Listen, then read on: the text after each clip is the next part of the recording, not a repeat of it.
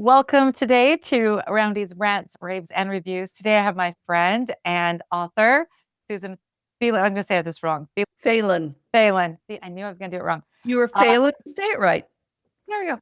So, Susan Phelan, and she is going to share with us her story and her journey. And we're going to have some rants and talk about the things we love and also share her work and how she's sharing the world with us. So, Susan, please tell us about who you are and what you do.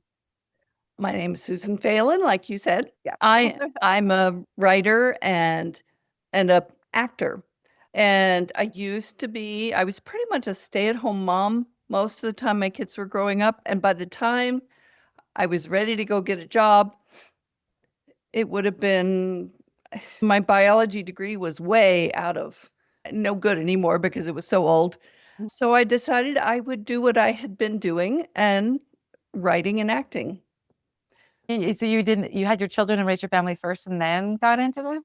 Yes, when my youngest was 4, Uh-huh. I had something stuck in my head. Hmm. I had no idea what this thing was. I just knew that it was when you get a song stuck in your head. I knew it wasn't a song, but it was something. So finally, I decided to write it down, and it was a picture book. Wow. And I was like, oh, I think I'm a writer. So you hadn't ever imagined writing before? No, I never even thought about the fact that there were authors behind books. I loved books. I grew up just devouring them, but I didn't think about being an author until, That moment. that time. Wow. I love it. As a mom who raised her kids and then went back into things and career and stuff afterwards too, and coming to writing much later also. I'd always written and stuff, but I never thought I would actually ever get published Oh, or and gave it or given up on that and stuff like that. But I'd never thought about ever not imagining an author behind it too. That's a concept that's cool. I was like, I was like, it's just like all of a sudden it's there and just writing it.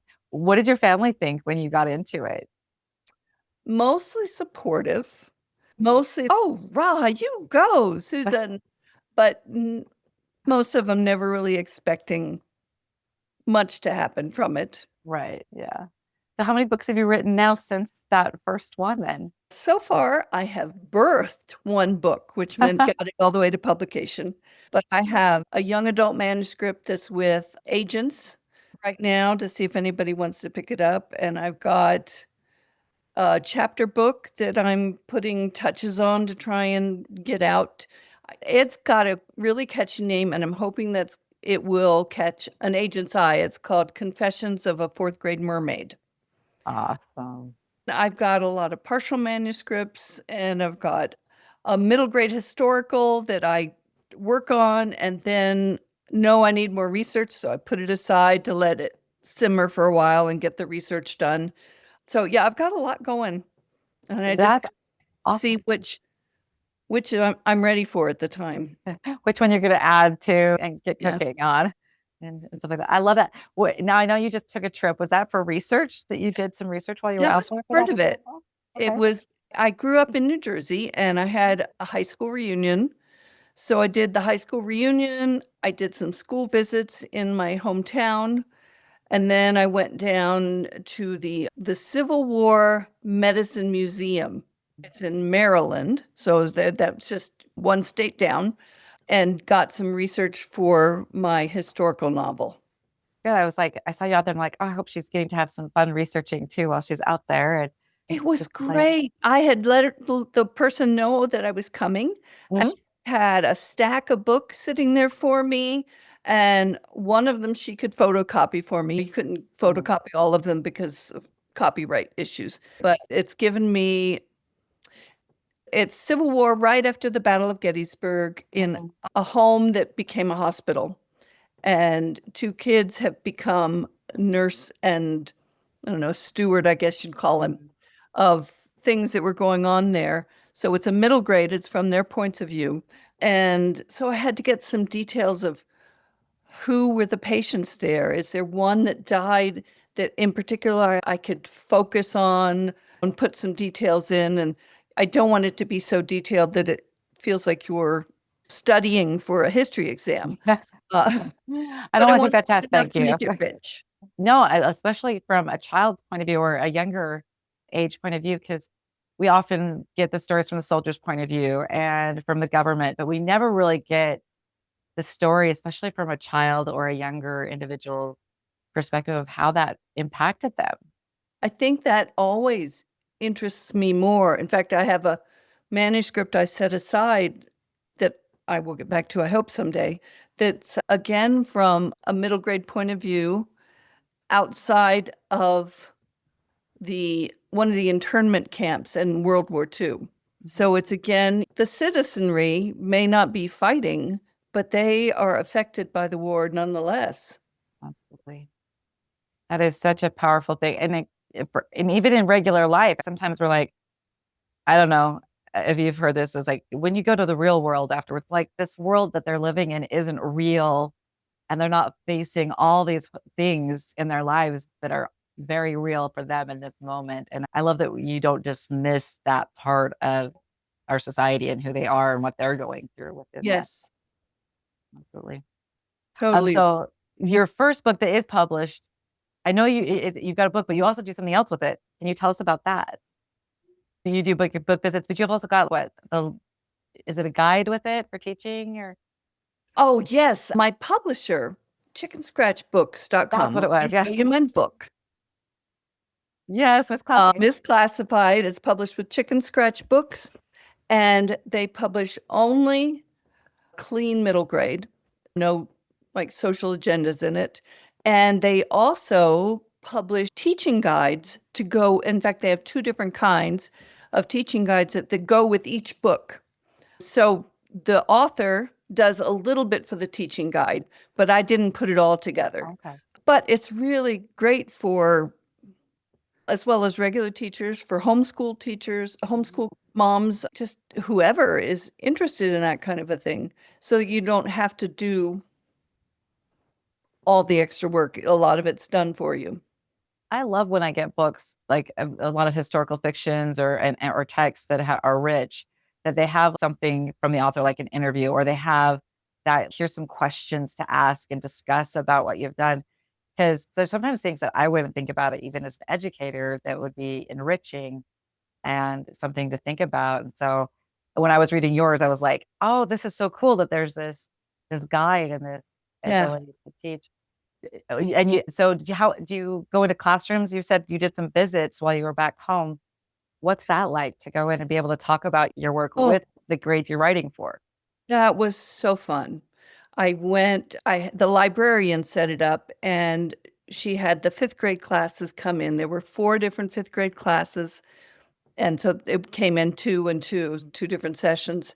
And I had 40 or 45 minutes to talk about myself a little bit, talk about my book, and I taught them with little objects that I have about some of the parts of writing, the protagonist, the goal, the setting, and the whatever it is that's in the way of the goal. I have oh, now I can't think of his name. Bum bum bum bum ba bum bum ba Oh yeah, bum. yeah. Uh-huh. Yeah.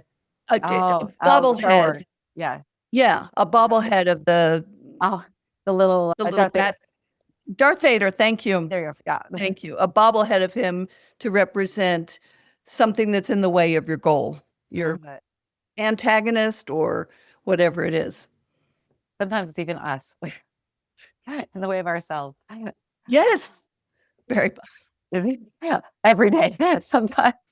I love that something that you can go and share. And as we were talking earlier, where I teach this middle grade, junior high level, and sometimes they struggle so much with they can't write, they don't feel like they can write, but you're able to reach them younger and in that grade and say, look, you can. There's Yeah. something you can do here. And that's, And I also in the presentation try to bring up the fact that writing is rewriting. oh, yeah, You're not going to get it just perfect the first time, and that's okay. absolutely. And Or as the a second teacher, time or the third time. for the 20th time. It's fine. That's in film too, right? How many takes do we take? For before we're like, oh, take 20, but do it the same, but not quite the same. But Yes, yeah, yes. I'm feeling. I want to, before we get into our rant, because I'm really interested about that too, but you mentioned you're an actor Uh-huh. as a director and an actress and everything else too. Myself, I was like, was that also a late coming thing, or was that something you had loved and done before and I had wanted? Actually, I was in junior high when I started doing junior high on stage stuff, and we were in gym class, changing before or after gym, I don't remember which, and somebody brought up, "What are you going to be when you grow up?" And it just came out of my mouth, "I'm going to be an actor." Okay. And I I didn't know that until it actually came out of my mouth. Yeah, I did stage up through college and a little bit afterwards, but with my kids little, I didn't want to spend 3 months of evenings away from them. So I did one or two, but very little. And then one of my daughters said she wanted an agent. She had a friend who had a talent agent. Mhm. And I said, "Ooh, ooh, my kids are older. I think I want one too." That's how it started. So now I rarely do stage, but I do some film and commercials and industrials, things like that. That's awesome.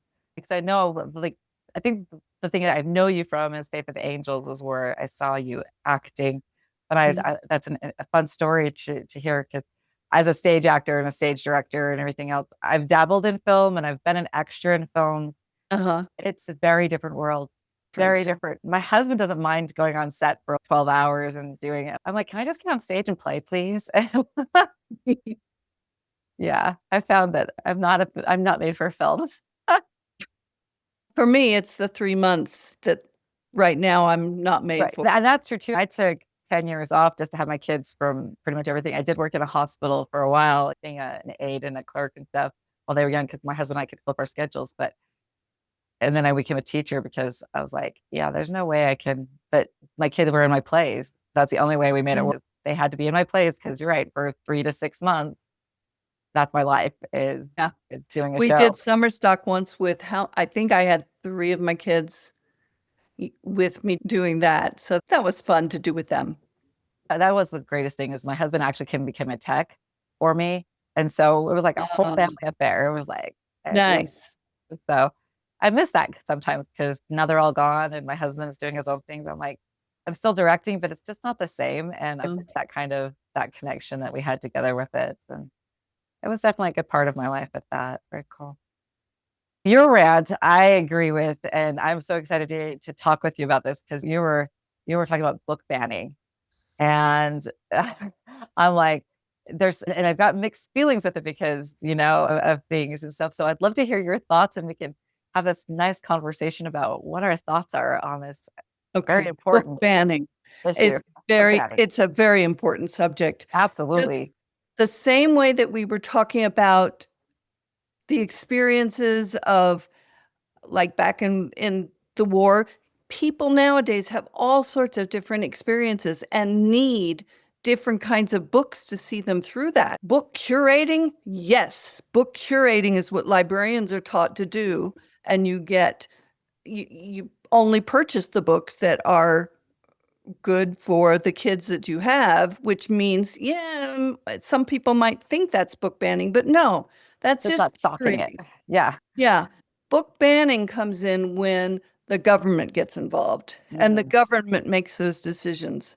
Because not only do different kids need different books, and anytime though the government gets involved, they can change their mind and start banning books that say the word God in it or whatever. The books that talk about mountains. I don't know. They could, once the government is involved, we don't know what's going to happen. I'm fine with a parent coming in and saying, "I'm not sure this book is appropriate to be in this library," Mhm. and having a discussion about that, or a parent saying, "I don't want my kid to check out these kind of books." Don't tell your kid that. But you could also just, if a kid brings home a book that you're not sure about, you say, "I'd like to read that with you, and let's have a discussion afterwards." So Absolutely. there's other ways to deal with it besides taking it from the kid who maybe needs that book. maybe even to keep them from feeling so totally alone they want to commit suicide. Who knows? Right. Yeah.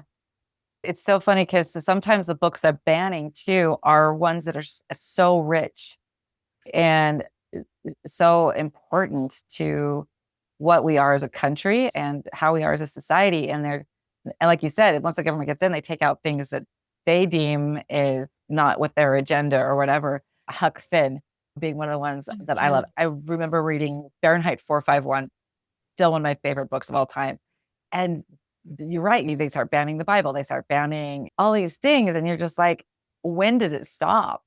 It's yeah, certain books don't belong in certain libraries for certain age groups. That's Hmm. perfectly okay. But for the government, state, local, or otherwise, to come in and just say, nope, we're not going to read these, you get, then it's whoever whim of the agenda is going on at the time can do. And that worries me as a mother, as a teacher. And I can't even, like, all the books I used to read with my 11th graders are now like, you really shouldn't because it says this word and it doesn't. Like, oh my gosh. It says that word. Maybe that word at that particular time was the word they really used and is important to teach them the context that was in. Because then we've stopped teaching them the word. And so now they think it's just a word. They don't realize that they just say it is because they don't understand why or where or what. And so now it's just this, it has no meaning except Understand history. They need to understand where things come from and why things are the way they are and why they've changed in this way or that way. And we get that context from books. absolutely. The other thing that bothers me right now as a teacher is, oh, we should read these contemporary books, or we should read only things that the kids want to read and are interested in. Like, how are they ever going to know they're interested in a book or not? They may never know that they would like this if we don't In- sometimes say, you need to read this. And to me, almost as bad as book banning because we're not even allowing in this alternative way to read things and give them these stories that are so rich from the past.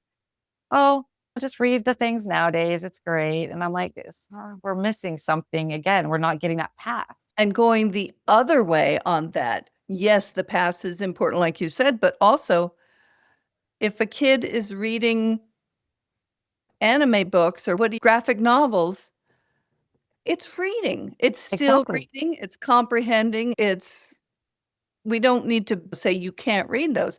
Maybe you could say, "Hey, read this and now try this one." And then you Yeah. go back, make some Listen. sensible rules if your kid is just stuck on one kind of book, no matter what that one kind of book is. See if you can get them like you do with food. Let them try different things.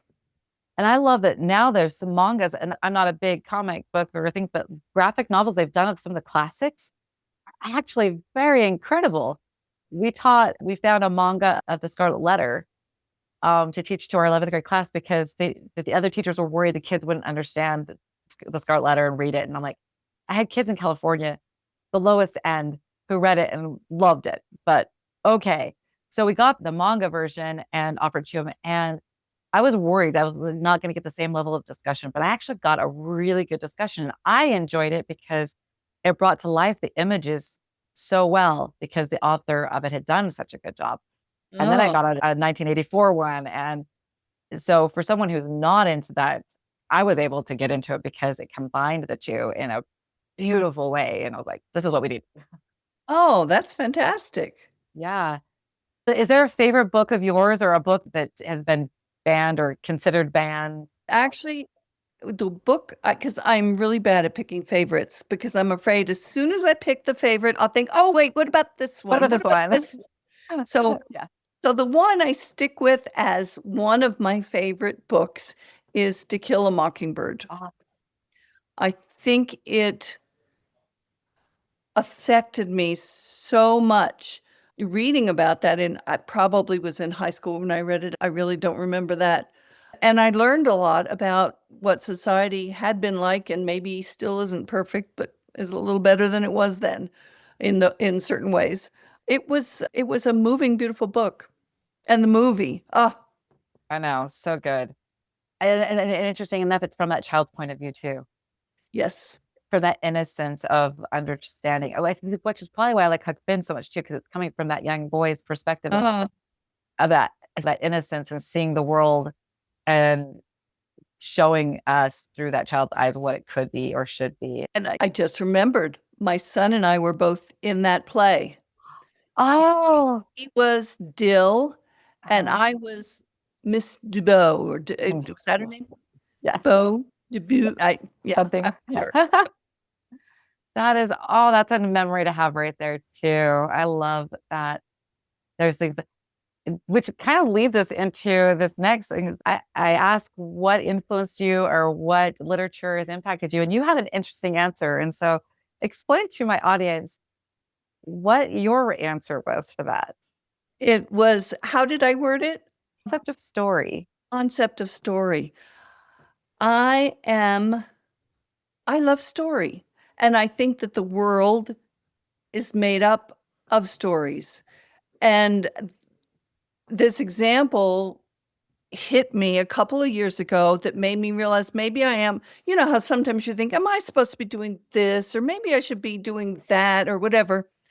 My mom told me a story about when my big sister was a little girl and she would be feeding her from the high chair and tell her, now you eat those green peas and those mashed potatoes so you grow up big and strong like your Aunt Jean.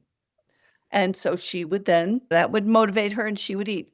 Didn't work for me. For me, it was, now you eat those little green men before they get to the top of the mashed potato mountain. Oh no. And that would make me eat. A story. Oh I wow. it is just how I am made. So if I'm made to love story, maybe I should be producing stories in one form or another. And I think that we all are, right? Every day of our lives is a story. We are a story as a person, and the way our stories interact with each other and do build our world in so many ways. And I love that it's just like innately in you, this idea of stories. I Yeah. was raised the same way. I've loved stories. I've loved reading like my whole life, and I'm drawn to the theater and the stories and acting and stuff and telling stories in those ways too. My Yeah. grandpa came Yeah. from Ireland when he was 18, 19. And I remember sitting on his lap and he smelled like cigarettes, BO, and beer.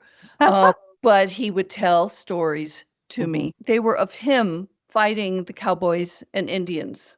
Lived in Virginia in, this is, I won't say exactly what year, but second half of the 1900s. And he was from Ireland and never made it west of, I don't know, Pennsylvania. He was So he making up was good just stories. either making up stories or taking old John Ford stories that he saw movies of and putting himself as the protagonist. I don't know, but I didn't even think about them not being true until I was maybe 50. And then went, oh, wait a minute. It's true though, right? And our culture is built, and the whole world's cultures have been built on stories that have been told, Hmm. whether they're true or not, unfortunately. But storytelling's in the DNA of being human, I think, in a lot of Yes, I ways. think so. Yeah, that's incredible. Where can we find your work? Where can we find you? And what message and what lesson do you want people to come away with what your message for the world and how you want people to see their world or share their world and stuff? Ah, all right. That's a lot there. The But lot. Sorry, my brain that's okay. I have a today. website that's thesusanphelan.com. And I've There's got more some of her out there. my stuff. Oh, you've got that? All Because right. there's more of Terrific. you out there. So the season, yeah. The Susan Phelan. Yes. Yeah, you don't. There was a Susan Phelan that was writing not children's stuff. Oh, okay. So Much not that's why children's I stuff. was So thought that was a joke. no. Definitely get this right, you guys. Susan Phelan. It also has some of my acting stuff up there too.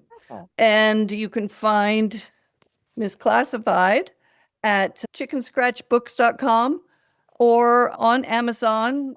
I'm doing a book signing for Utah Authors Day in, I think it's December 6th. Is that the December Saturday? 6th. Yeah. Yeah, Where are I'll you be going to at the be at? Springville Library in Utah, and then later on, Confetti Antiques in Spanish Fork.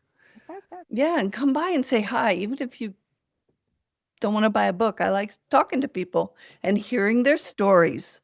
Absolutely. We've got to sit next to each other at a book thing and we just, yeah, it's always fun and doing that. I was supposed to go and be at Confetti Books on the 6th, but I have had a debate tournament come up, so I'll be there. Oh, Oh I'm so no. sad because it just landed and I've been hired already to run this tournament. So I'm like, oh, I'll so miss you. yeah, I know. I'll have to send some people by still and put it out there. So, what is the message that you hope to share with the world and to share I your think all my books, the message is there is hope and you are loved. And none of us are perfect, but we just try to be better the next day. so many of the authors I've been talking to lately, a lot of us are feeling that. And this world needs so much of that. Our youth, especially, need to know how much they're loved, I think, and that there is hope and that it's not the gloom and doom they see around them every day, I think. And Yes. so thank you so much for sharing that. And Thank you. I appreciate you being on with us. Everyone, check out Susan Phelan, and her work. And hopefully, we'll get to see some new movies out with you, some new books out soon. And if you're a teacher and you want to have her in, where can they contact you to get you in to do books Be and stuff? Susan Phelan, there's a place to message me, and yeah, I love doing school visits. And right now, if they're in Utah County, I don't charge, and I charge a little bit going out of the county. I only start to charge more if I have to travel a lot. Or if she's going home, New Jersey. Yes, Thank you guys so much. Know you are loved, and we'll see you next time on Roundy's Rants, Raves, and Reviews. Thank you, Susan, so much. thank you.